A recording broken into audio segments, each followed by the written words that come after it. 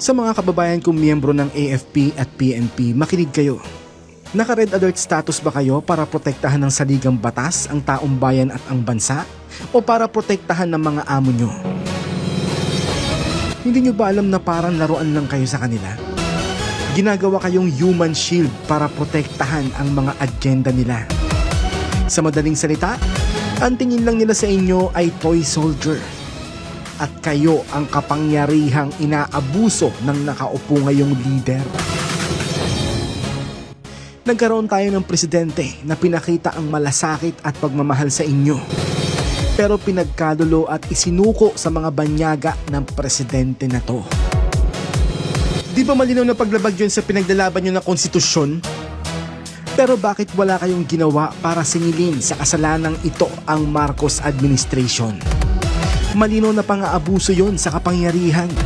Yun din ang ebidensya na ang gobyerno ngayon ay pinaghaharian ng mga taong sakin sa yaman at kapangyarihan na nagnanakaw at lumulustay ng kaba ng bayan.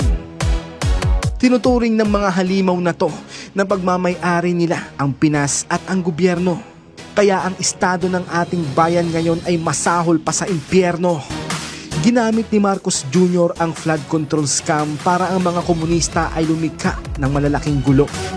Para magamit niyang rason para magdeklara ng martial law. Para manatili siya sa kanyang pwesto ng matagal na panahon kahit na ang kanyang leadership ay basura at patapon. Masdan niyo kung ano ang nangyayari ngayon. Papayag ba kayo na magtagumpay ang basurang presidente sa plano niya na yon? Malinaw na ginagamit at pinaglalaroan niya ang magkabilang panig. Kaya imbes na magpagamit, ba't di na lang tayo magsanib? Dahil alam kong sawa na tayo sa bulok at mapang-abusong sistema. Kaya panahon na para tumayo, lumaban, makialam at umiksena. Ang pasensyang mahaba noon ngayon ay maiksi na. Panahon na para solusyonan ang mga basurang problema.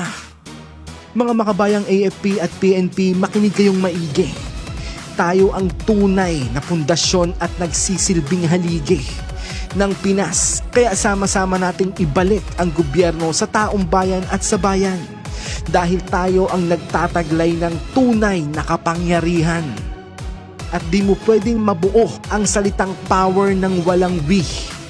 Kaya let's show them the true power of we. Yes, we, us, together. Let's always remember that we are power!